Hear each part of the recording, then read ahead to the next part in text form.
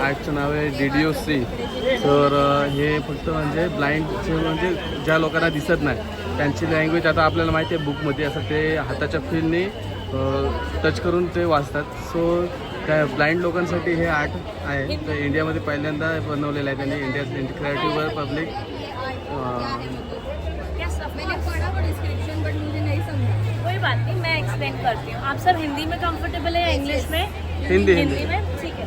तो जो ये आप देख रहे हैं इस वक्त मेरे पीछे एक बोर्ड, ये इंडिया का सबसे पहला आर्ट पीस है जो ब्लाइंड के लिए एक्सेसिबल बनाया गया है।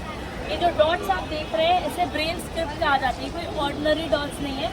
इसमें बकायदा एक पोएम लिखी गई है आर्टिस्ट की तरफ से, राइट। आप जहाँ कहीं पे जाते होंगे तो आप देख पा रहे हो, पढ़ पा रहे हो कि क्या है क्या नहीं है, एक अंदाज़ा लगाने की कोशिश कर रहे हो। तो आपके पास एक 50% अपॉर्चुनिटी है चीज़ों को समझने के लिए। ब्लाइंड के लिए जो विजुअली इम्पेयर्ड होते हैं उनके पास वो भी नहीं रहता है अनलेस कोई उन्हें गाइड करे, राइट। तो वही चीज़ आर्टिस्ट को ब्रेक करनी है।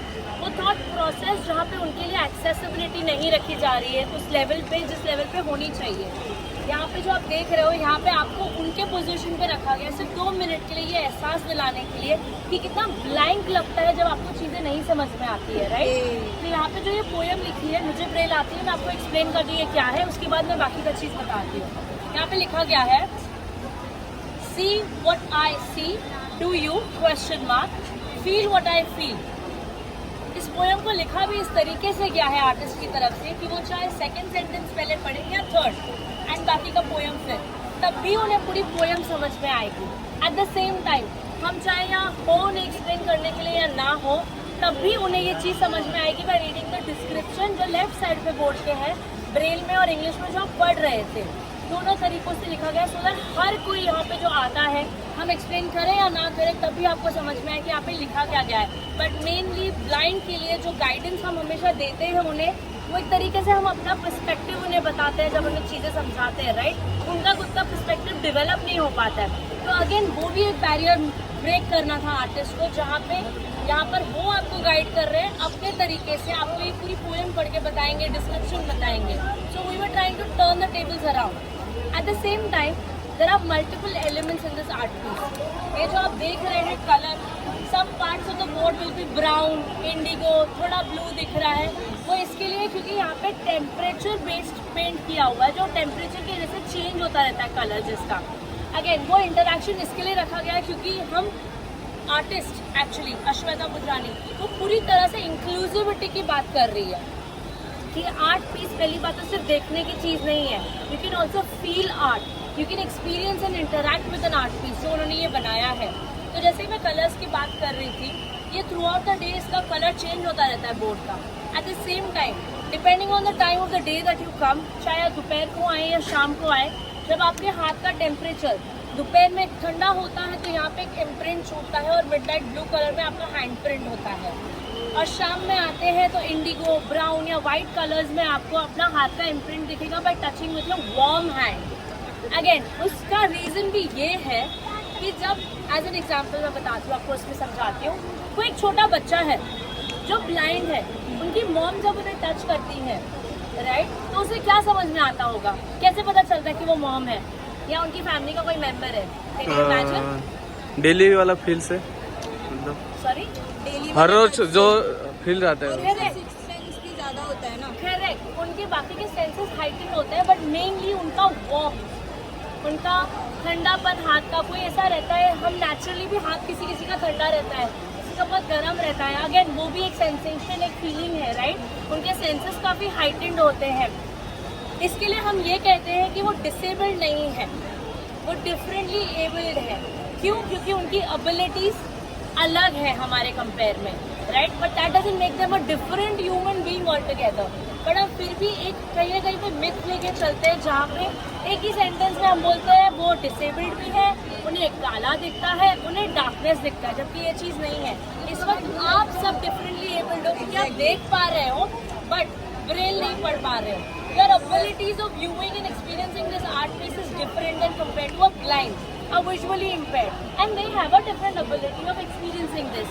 So she wanted to make an art piece, such amazing art piece that everybody will have their own experiences and interaction and perspective. मैं यहाँ पे 6 लिख दूँ आप 9 पढ़ोगे, मैं 6 पढ़ूंगी, हम झगड़ेंगे नहीं, राइट? सिमिलरली एक ब्लाइंड को हम क्यों फोर्स करें हमारे तरीके से जिंदगी देखने और जीने के लिए? एज बेसिक एज मेन्यू, आपने कभी कोई मेन्यू ब्रेल में और इंग्लिश में देखा? नहीं। वॉशरूम के दरवाजे पे मेन वुमेन ब्रेल में लिखा हुआ देखा है? बहुत रेयर होगा, अभी स्टार्ट हुआ है, which we are very happy about.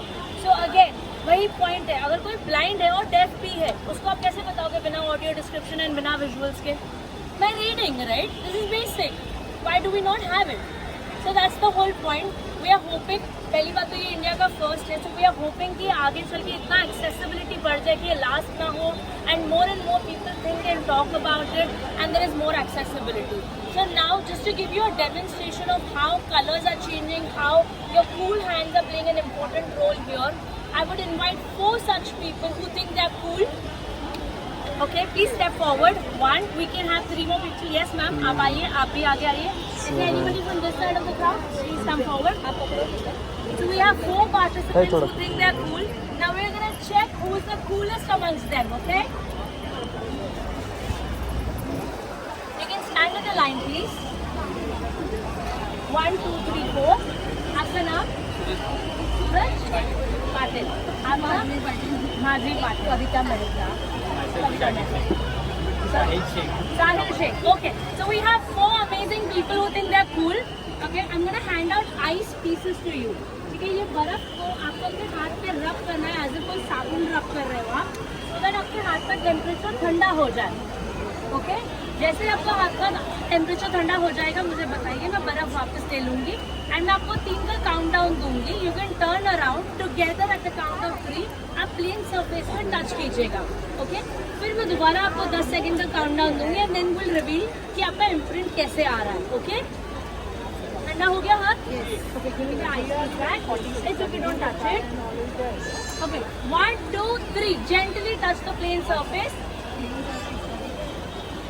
10, 9, 8, 7, 6, 5, 4, 3, 2, 1.